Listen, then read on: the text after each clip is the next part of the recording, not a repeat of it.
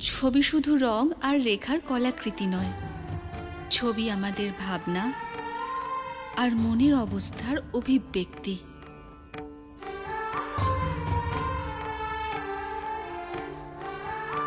যে ব্যক্তির ভাবনা যেমন হয়ে থাকে তিনি তেমনই ছবি আঁকেন। আমরা কিসের ছবি আঁকবো?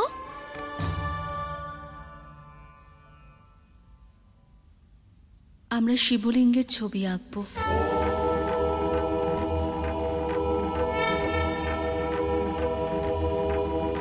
আমি যেমন শিবলিঙ্গ আঁকবো আপনারাও সেরকমই আঁকবেন।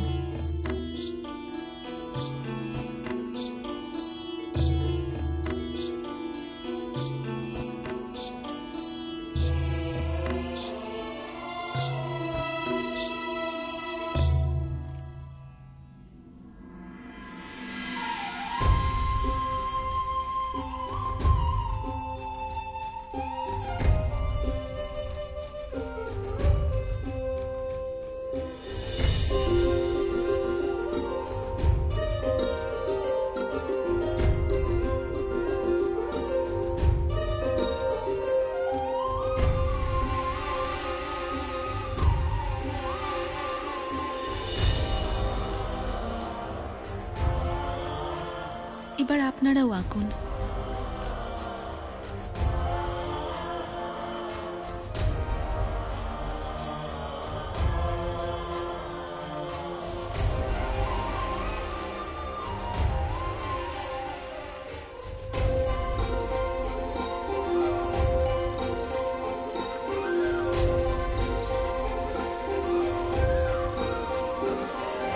দেখান।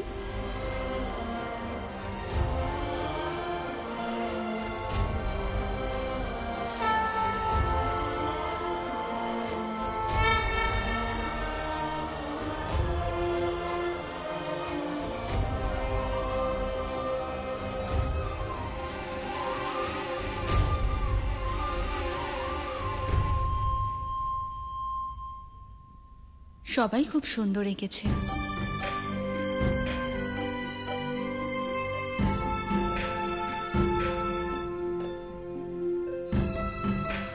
কিন্তু ভাই শিবের আঁকা ছবিটাই সব থেকে ভালো হয়েছে।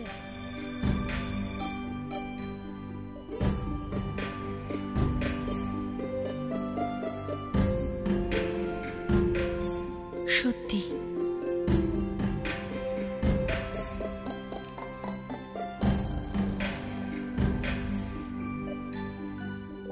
মিত্র, আপনি বললেন ছবি আমাদের ভাবনার অভিব্যক্তি। সেই জন্য আমি আমার ইচ্ছে মতন ছবি আঁকতে চাই। এটা তো খুব ভালো ভাবনা মিত্র। যিনি ছবি আঁকছেন তার গুণ তখনই প্রকাশ পায় যখন তিনি তার কল্পনা আর ইচ্ছা শক্তি দিয়ে ছবি আঁকেন। তাহলে বলুন, কি আঁকবো আমি?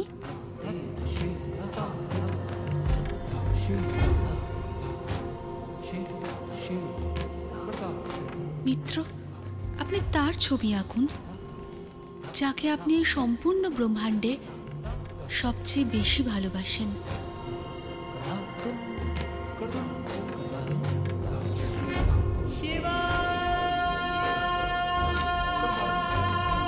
ঠিক আছে মিত্র।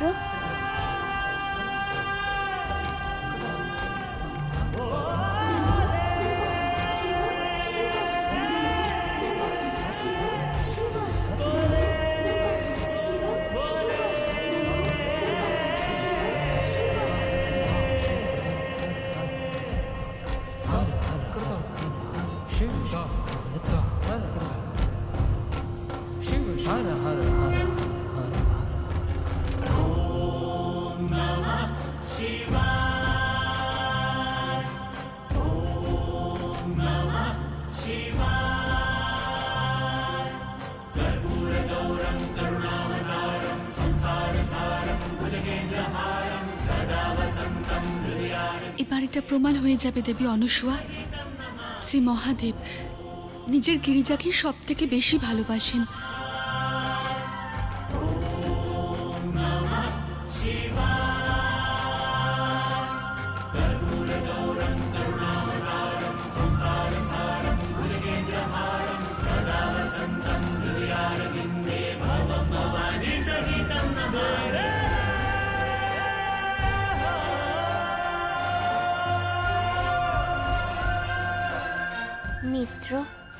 ছবি আঁকা হয়ে গেছে।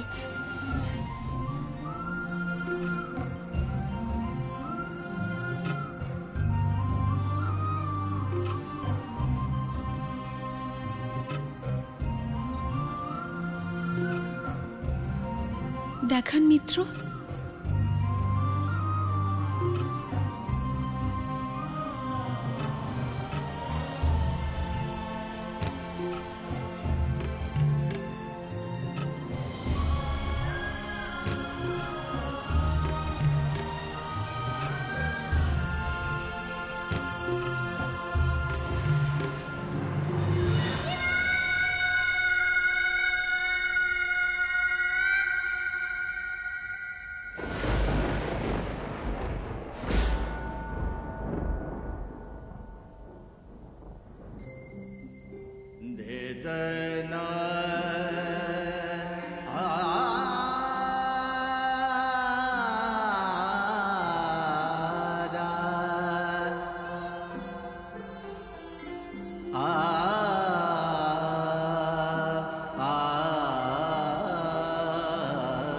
কেমন হয়েছে মিত্র?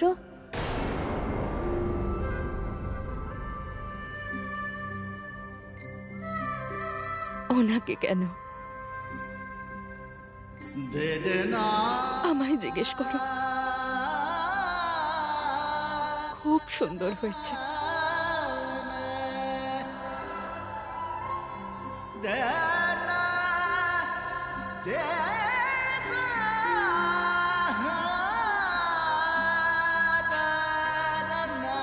আচ্ছা চলো, ঘুমানোর সময় হয়ে গেছে, অনেক রাত হয়েছে।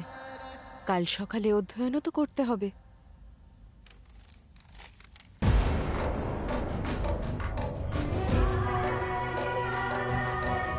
মিত্র, আপনিও গিয়ে ঘুমিয়ে পড়ুন।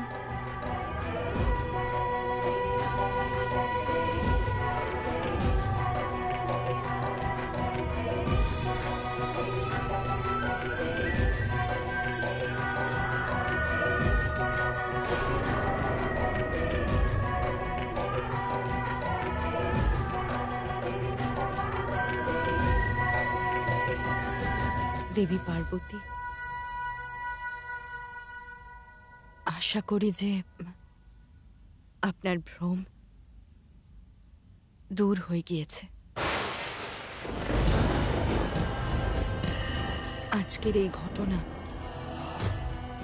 সত্যকেই প্রমাণ করল। স্বীকার করে নিন, শিব আমার পুত্র, আর আমার পুত্র হয়েই থাকবে।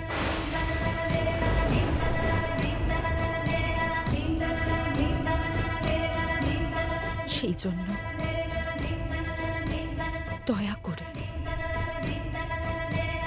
আমার পুত্রকে ভ্রমিত করার প্রয়াস বন্ধ করুন দেবী পার্বতী।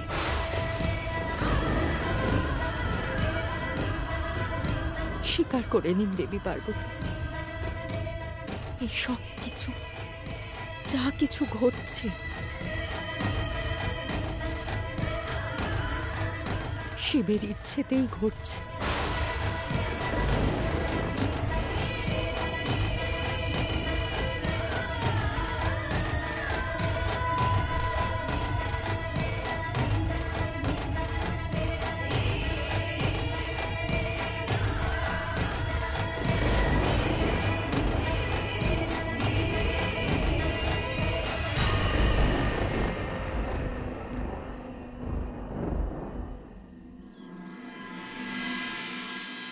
আজ আমি তোমাদের সবাইকে যোগ আর প্রাণায়ামের অভ্যাস করাবো।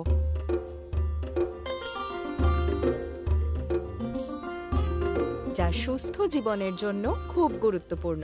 আমি যেমন করব তেমনটাই করবে, ঠিক আছে?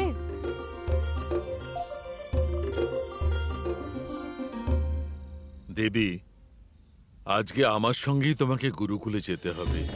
কাল প্রাতঃকালে এক গুরুত্বপূর্ণ সভার আয়োজন করা হয়েছে, যেখানে আমাদের দুজনের উপস্থিতি অনিবার্য। ঠিক আছে ঋষিবর।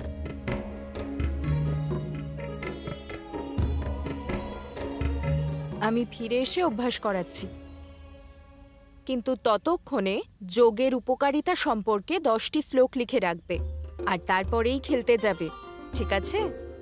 হ্যাঁ মা। চলুন। চলো।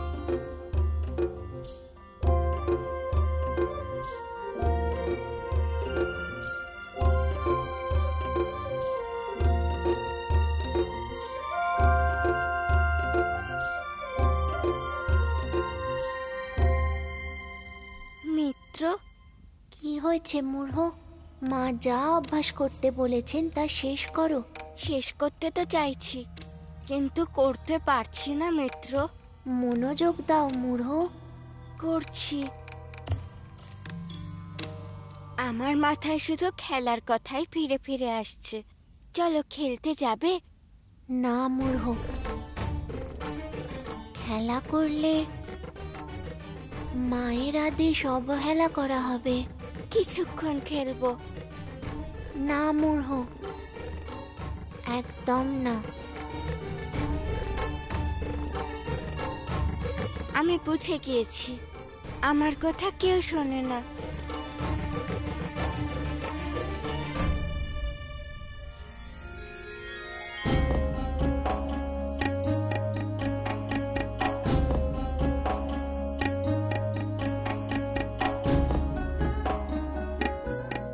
নতুন মিত্র, আপনি আমার কথা শুনবেন?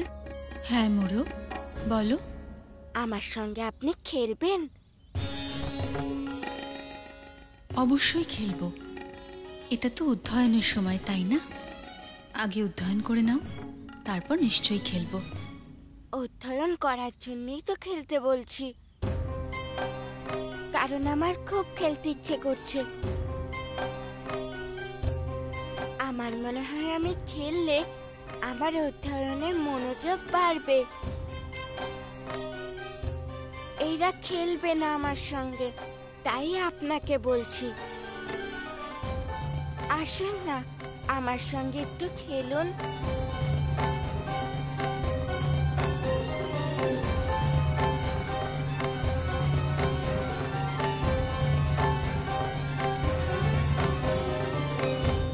ঠিক আছে, চলো।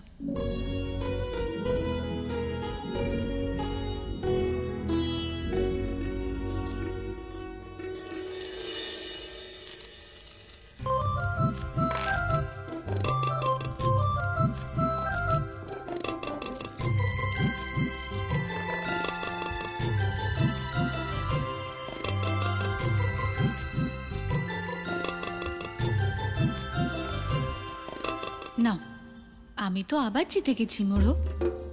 আমার পক্ষে কেউ নেই, আপনিও না। মোড়ো, হারা জেতা তো খেলারই একটা অঙ্গ, তাই না? মিত্র সঠিক কথা বলছেন মূর্খ।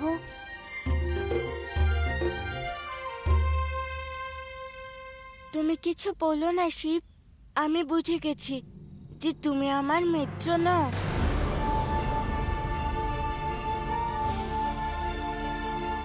এরকম নয় মূর্খ। যদি এরকম না হতো তাহলে তুমি আমায় জেতার জন্য সহযোগিতা করতে, উপদেশ দিতে না। সত্যর সাথে পরিচয় করানো উপদেশ নয় মূর্খ। সত্য তো এটাই যে আমি আপন নই, তাই আমাকে কেউ সহযোগিতা করে না।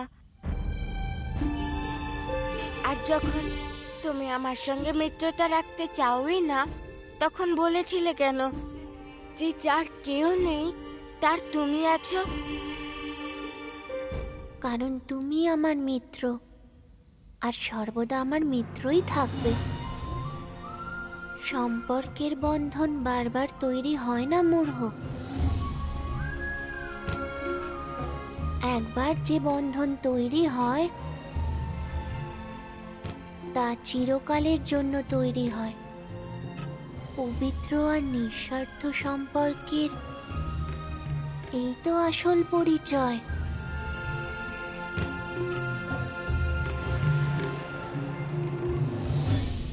আমি জানতাম যে তুমি আমার পরাজয় দেখতে পারবে না,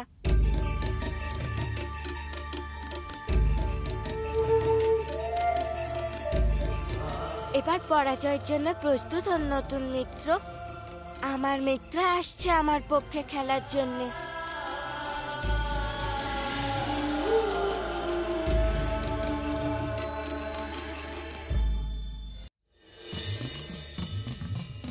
এবার আপনার দান মিত্র।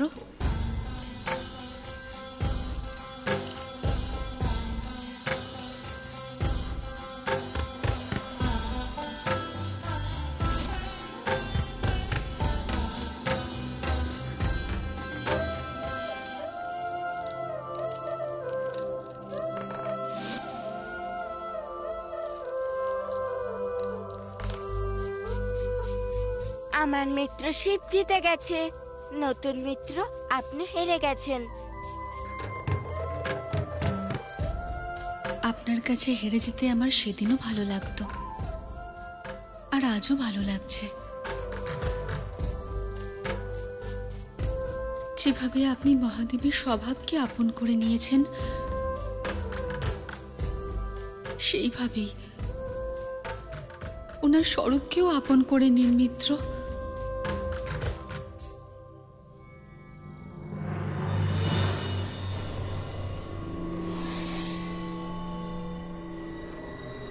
দেবী পার্বতী,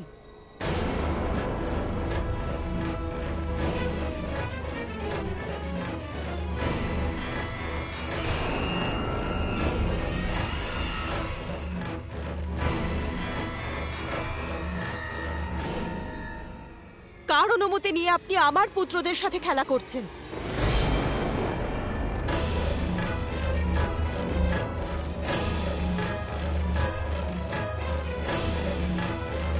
শান্ত হও দেবী।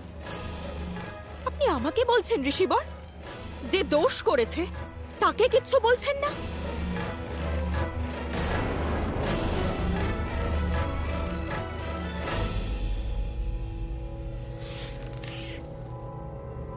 দেবী পার্বতী, আজ আপনি আমার ধৈর্যের বাঁধ ভেঙে দিয়েছেন।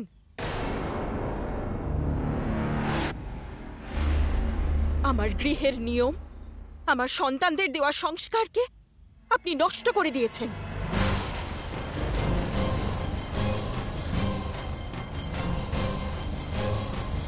আমি আমার পুত্রদের অধ্যয়ন করতে বলেছিলাম, আর আপনি ওদের সাথে খেলা করছিলেন। দেবী, হতে পারে যে এটা শিশুদেরই আবদার। কিন্তু উনি তো শিশু নন, তাই না? উনি তো আদি শক্তি, জগৎ জননী।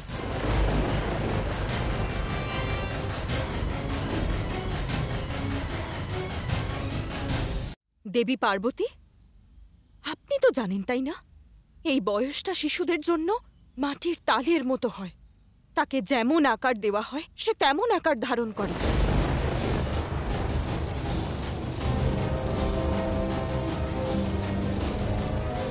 দেবী পার্বতী, শিশুদের উজ্জ্বল ভবিষ্যতের জন্য এক দৃঢ় শক্তিশালী ভিতের প্রয়োজন হয়, যা প্রত্যেক মা বাবা তাদের সন্তানদের জীবনের প্রথম পর্যায়ে দিয়ে থাকে।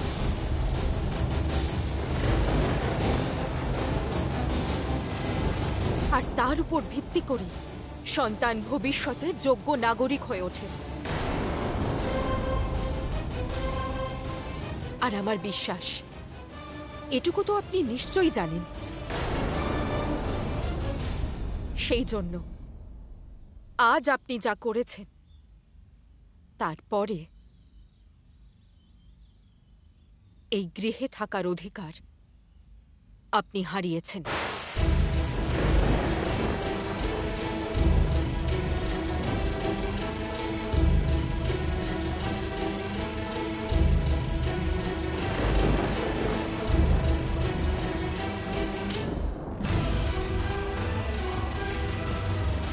এই গৃহে আপনার আর কোনো স্থান নেই।